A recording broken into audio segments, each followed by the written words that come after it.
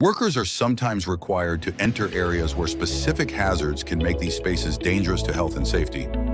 Understanding the difference between a confined and restricted space is essential for protecting workers and applying the right safety controls. A restricted space is an area that's hard to enter or exit and is not meant for continuous human occupancy.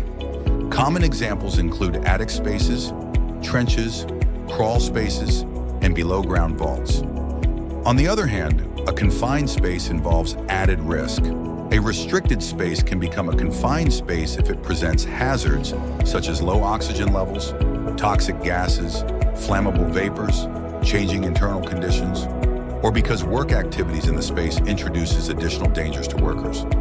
Confined spaces often include tanks, mechanical rooms, electrical or plumbing vaults, and other tightly enclosed areas.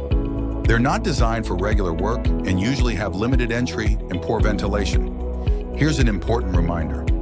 Work being done in a restricted space can change its classification and become a confined space. Every space is different, and so are the hazards inside it. That's why it's the employer's responsibility to assess the risks and implement the proper controls for each space. Entry into any confined or restricted space must be guided by a thorough hazard assessment, proper procedures, and the right training. Workers must be trained to recognize hazards and follow safe work practices.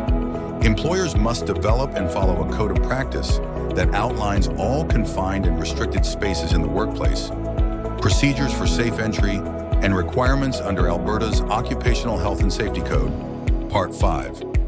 Confined and restricted spaces require more than awareness. They require planning, training, and strict adherence to procedures. When lives are at stake, there's no room for shortcuts.